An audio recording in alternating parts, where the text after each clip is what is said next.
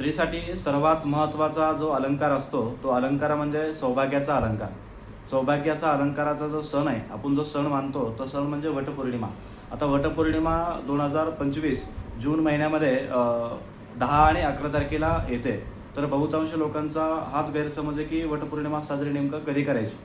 तर त्या तिथीला महत्त्व असतं. जसं आपण म्हणतो की एखाद्या मुहूर्ताला महत्त्व असतं, त्याचप्रमाणे हा जो मुहूर्त आहे तो 10 तारखेला सकाळी 11:34 पौर्णिमा सुरुवात होते. तर त्यानंतर दुसऱ्या दिवशी 11 जून रोजी दुपारी 1:22 ही पौर्णिमा संपते.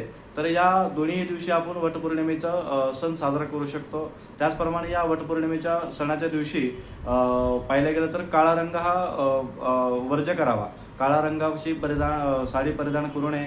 त्याचप्रमाणे आपण या सणाच्या दिवशी अनेक वेळेला आपण फक्त पतीच सात जन्म हवा आहे किंवा पतीचाच संकल्प आपण त्या ठिकाणी वटपौर्णिमेच्या दिवशी करतो.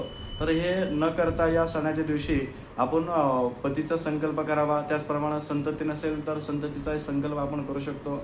घरामध्ये धनसमृद्धी प्राप्त व्हावी असाही आपण संकल्प करू शकतो.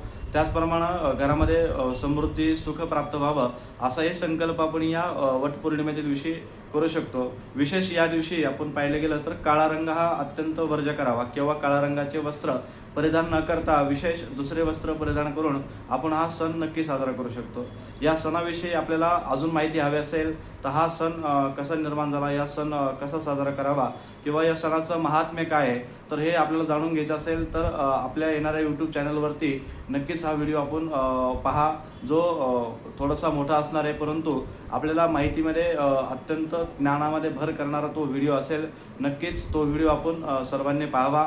हा व्हिडिओ आपल्याला आवडला असेल तर हा व्हिडिओ लाईक करा, चॅनलला सबस्क्राईब करा आणि बेल आयकॉनला क्लिक करा. धन्यवाद.